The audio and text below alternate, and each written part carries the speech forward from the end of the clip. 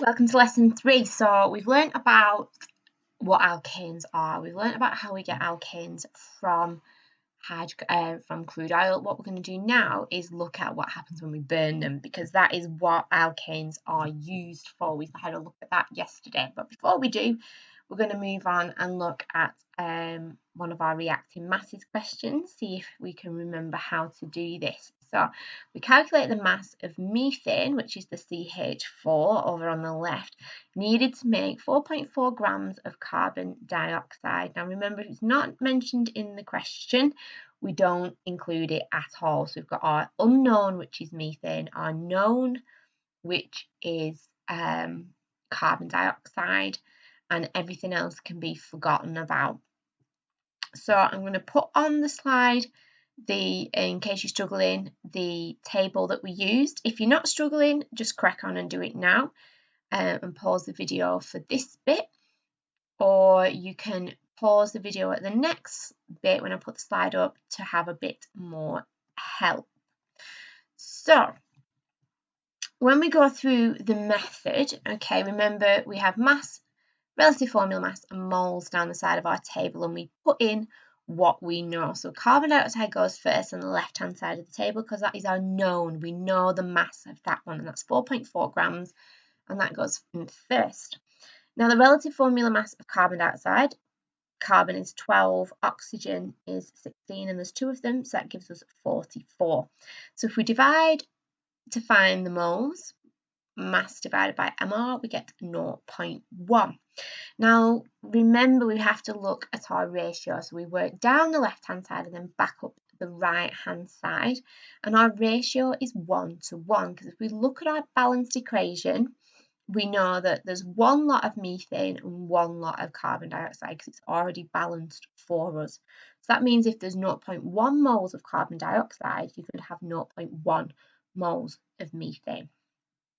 So then working our way back up, the relative formula mass of methane is 16 because you have 12 for carbon, and you have 4 lots of 1 for hydrogen, making 16. So then you times those 2 together and you get that methane you would need 1.6 grams. So if you wanted to make 4.4 grams of carbon dioxide, you would need 1.6 grams of methane.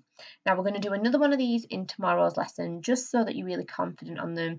You always get one in your exam, so I don't want you to forget them because we were doing so well on them in class. So hopefully you got that right, but if not, at least hopefully it's jogged your memory on how we do them.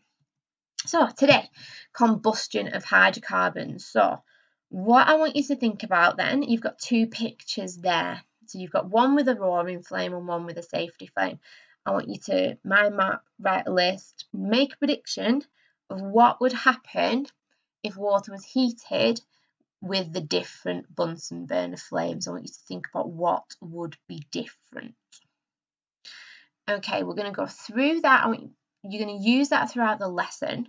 So what we're going to do, we're not actually obviously going to investigate this today, but we would be doing where would we be in class, but we're going to think about that investigation. We're going to think about our skills, our variables, and what our investigation would look like. Well then, when we get, I'm going to give you some answers, and I want you to evaluate the advantages and disadvantages of these 2 types of flames and 2 types of combustion, and then you're going to look at the symbol equations for this and get them balanced.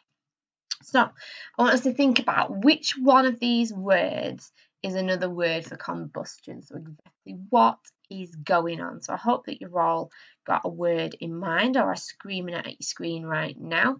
And obviously, okay, it is burning. Combustion is another word for burning. As always, with everything, we want to be using the best terminology possible. We want to be talking like scientists. So when we're talking about burning or combustion, we need to be using that word. So instead of burning of fossil fuels or burning hydrocarbons, they are combusting, or we are doing combustion. So we think back to key stage 3, and we're going to think about what's needed for combustion to happen and our fire triangle. So we must have oxygen, and that's going to be really, really crucial. when we come to writing our equations, that we've got oxygen, and this is what's different about the different types of combustion. That's going to be the key thing. You need to have heat and you need to have your fuel. So the fuel is the hydrocarbon itself that we are going to be looking at today. And because our hydrocarbons ignite so easily, especially the shorter chain ones. So when we did fractional distillation last lesson, the ones closer to the top, the shorter chains, we said they ignite more easily. Now hydrocarbons are pretty useless unless we turn them into something else other than burning. So we need the nice short chain ones, and they release loads of energy and ignite quite easily. But obviously as the chain gets longer, they don't burn as easily, they don't ignite as easily. So I want you to now, you're going to think about this investigation as if we were in class and we were going to do this. Okay, so you've got your blue flame and you have got your safety flame, and you're going to think about this investigation and what it would look like. So there's your aim, to investigate which Bunsen burner flame releases the most energy.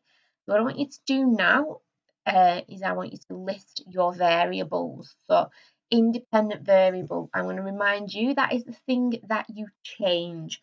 So when you repeat it, look at those pictures. What is it that is different when you do your investigation the second time? Dependent variable, okay, that's the thing that you're going to find out, the thing that you're going to measure, the thing that answers that question. So how are you going to know which one releases the most energy? What's the easiest measurement that you can take for that? And your control variables are the things you control, the things you must keep the same. So each time you repeat it, they must be identical to each other. They must be kept the same in order for your results to be reproducible and repeatable. So pause it now and fill those in, please. Okay, so now you've done those at your own pace, we're going to go through the answers. So independent variable is a type of flame. So hopefully you understood that one time you're going to do this experiment with a roaring flame, and the next time you're going to repeat it with the safety flame, or vice versa. It doesn't matter which comes first. Your dependent variable, okay, the thing we're trying to find out is which releases the most energy. Now the easiest way of doing that is to compare the temperature, or more actually the temperature change of the water. So you're going to look at how hot that water gets. So the control variables, okay, so we've got lots for this. So the volume of water, you can't use 2 different volumes of water. Remember, we're sticking with the word volume, not amount. Again, thinking like scientists, speaking like scientists. The time of heating, absolutely crucial. You can't heat one for 2 minutes with the Bunsen burner and then the other for 3. It's not reproducible. The size of the beaker, amazingly, that does make a difference. So you're going to use a standard 250ml beaker. The starting temperature of the water, it's not as easy to control, but if you're doing it in the lab in the same time on the same day, they will be roughly the same. You often can't get it perfect. The closer, the better. And then final one that I got was the distance from the flame. So you're going to use the same tripod to make sure, and the same Bunsen burner to make sure that the beaker is the same distance, the same height above flame in both experiments. You don't want to do it and have one a lot closer and one further away. So at this point you would then go and get on and heat the water, say 100 mils of water for 2 minutes, and then you would look at your results. So here are the results that I've gotten one time when we did this experiment. So we've got the temperature of the water at the start, the temperature of the water at the end, and then we've calculated the change in temperature. So what I want you to do now is I want you to pause the video and I want you to write down what you can find out from that data. What is that telling you? Okay, so now we've done that. Hopefully you've seen that the roaring flame creates the biggest change in temperature and therefore must release the most energy. Now there is a calculation that you can do to find that energy. Right now it's not that important that we do that, because we know if we've used the same volume of water and we've heated it for the same amount of time, it must have the link that a greater temperature change means that you have a greater release of energy. So what we're going to think about now is why all this happens. Okay, so hopefully, okay, you'll have also seen some other changes when you were comparing these flames. So a roaring flame, it was hotter. We knew that. We had a bigger temperature change. It's cleaner, and by that I mean there's no soot. You don't get the black residue along the beaker in the same way that you would get with a safety flame, and you don't see smoke. So obviously the safety flame, we know it's not as hot, the water didn't heat up as much, but it is sooty. There's a lot of mess on your beaker at the end of it, and you may have seen black smoke also. Now these two things are absolutely crucial because you're going to have to be able to apply these facts and understand why this is the case. Now, we talk about the blue flame first. This is what we call complete combustion. If you have a look at the diagram of the Bunsen burner, the crucial bit is that near the bottom, the air hole, it is completely open. And what that allows to happen is that more oxygen is available for that type of combustion. So I said back at the start, and when we talked about the fire triangle, oxygen with that fuel is crucial to combustion. You take the oxygen away, things can't burn. You take it away a little bit, they can still combust, just not as completely. The complete combustion occurs when there's enough oxygen available for all of the carbon atoms to turn into carbon dioxide by reacting with that oxygen. Combustion is just a reaction with the oxygen in the air. The blue flame is an example, okay, and it's and obviously when we burn it, we use methane, and more energy is given out through this. So we think about then, other than energy, what else is produced when we burn methane or we burn any hydrocarbon? Now we always get carbon dioxide and water. Now that little square in the middle should be an arrow. So this is your general equation for complete combustion. It's different when you start to look at incomplete combustion. But when we burn hydrocarbon completely, when it combusts, which means it reacts with oxygen, we will always get carbon dioxide and water and absolutely nothing else. Now, obviously, this is good that we don't get anything else, but carbon dioxide and water, as we know from the last unit, our biology, are both greenhouse gases. So neither of these are good things, but at least we don't get anything else. We don't get the soot that we're going to look at in a minute. So, complete combustion of methane, if we look at it in an example form, so methane plus oxygen turns into carbon dioxide and water. And then if we look at the symbol equation, methane we know from lesson 1 is CH4, oxygen is O2, giving CO2 and H2O, and all they've done then is balanced it by 2 oxygens and 2 water molecules. So very simple symbol equations for carbon dioxide and water. Often in an exam situation, you might be asked to create one of these. Methane would possibly be given to you if in that situation, but you're expected to know that oxygen's O2, carbon dioxide is CO2, and water is H2O. And then from that, you might be asked to balance it.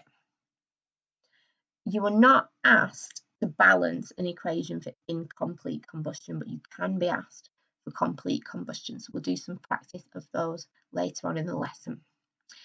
Now, when we look at incomplete combustion, instead of producing carbon dioxide and water, we get carbon monoxide and water. Now, this is because when we have the oxygen, there's not enough. So if we think about our Bunsen burner and how we created incomplete combustion to get that safety flame, get that sooty yellow flame, we closed the air hole. We cut off the supply of oxygen. There was still oxygen available in the air, or else it wouldn't have combusted at all. The fire would not have lit, it would have just gone out. But by closing the air hole, we reduced and put a limit on the amount of oxygen, and therefore we got a safety flame, but we also got incomplete combustion. It's a dirty flame, it's sooty, it's not as hot, not as much energy, and as a result, this is the equation that we get. We get our hydrocarbon plus oxygen giving carbon monoxide plus water. And the problem being with this is that unlike carbon dioxide, carbon monoxide only contains one atom of oxygen. So we need less oxygen to form it, and that's why you get carbon monoxide instead of carbon dioxide. Now, we know from biology that carbon monoxide is poisonous to us. It attaches to the hemoglobin in our blood and stops our blood from carrying oxygen. So too much carbon monoxide will actually kill a person. Okay, in both complete and incomplete combustion, the hydrogen in a hydrocarbon is oxidized and forms water. So not only does the carbon react with the oxygen, but the hydrogen does also, and that's where you get your water from in the form of water vapor, which goes into the atmosphere as well. Now, as we know from our experiment or from what we've said already on just experience of using Bunsen burners, that yellow flame is also really, really sooty. And this is what we call carbon particulates. And again, we talked about this in our biology unit. So in addition to the carbon monoxide and water, we also get carbon particulates, which we call soot. Now, the problem with this is that it goes into the air and causes global dimming, but it's also really bad for and can cause breathing difficulties, especially in people who have asthma. So it's in the air. That's what makes cars go really dirty. If you see a truck that's been written on the side of in the dirt, that's the carbon particulates in the air that's been released by the vehicles in incomplete combustion. Now, carbon particles are produced in the combustion of the longer chain hydrocarbons. So, for example, candle wax, they produce really sooty flames, and the carbon particles glow in the heat of the flame and give it the yellow colour. So that's why we get a yellow flame and not the blue flame. So it's another way of remembering that a incomplete combustion will have a yellow flame because of the carbon particulates that changes the colour of that flame. So like I said already, it's really problematic for people with respiratory problems, but also can lead to global dimming. So a little quick quiz now before we move on and look at our balanced equations. I want you to go through these and I want you to identify and just shout out to your computer. You can write them down if you want, if this is complete or incomplete combustion. So looking at what is made. Hopefully you saw that was incomplete. The next one, oh my bad, that is incomplete because we've got carbon monoxide. So there's an error on that, my apologies. This one is complete. So we know the top one, hydrocarbon plus oxygen gives carbon dioxide and water, and incomplete combustion, hydrocarbon plus oxygen gives carbon monoxide, carbon and water, and obviously those little squares should be arrows. So make a note of those. You must know the difference before we then go on and look at how we balance a symbol equation for complete combustion. So we've already said that this is our equation, and methane plus oxygen is carbon dioxide plus water. And any different hydrocarbon, whether it's butane, propane, pentane, octane, any of the ones that we studied so far in this unit, any of them, if they burn cleanly and completely, will give carbon dioxide and water. Now, the important thing is that you can look at that, you can turn it in using the chemical formula, turn it into a balanced equation. So this is the example we've looked at prior, and we looked at when we balance it, we have to put a 2 in front of the O2 and a 2 in front of the H2O to get it all to balance out.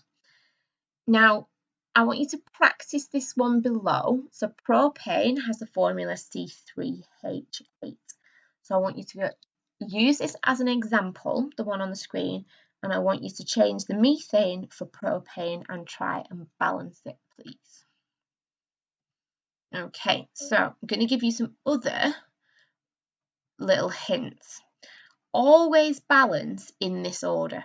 So balance the carbon atoms first, then balance the hydrogen atoms, and then go back and balance the oxygen atoms, because what you might find is that you have to change the number of oxygens on the product side of the equation once the rest of it is balanced.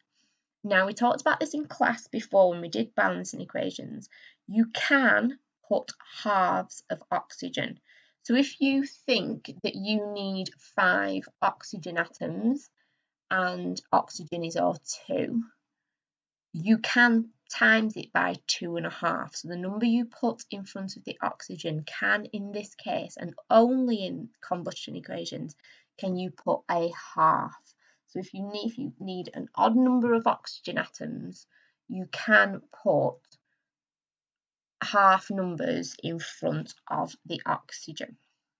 So we've got now 3 examples, the propane one's in there as well, of ones I want you to write out. So write out the full symbol equation and then go through and balance it. So pause the video and then we will go through the answers. Okay, so let's see how you did. So the first one, C2H6, so hopefully you know that that is ethane. So you can see you need 2.5 oxygens to balance the 2 carbon dioxides and 3 water molecules. So you've got 5 oxygen in your reactants, so you need 5 oxygens in your product.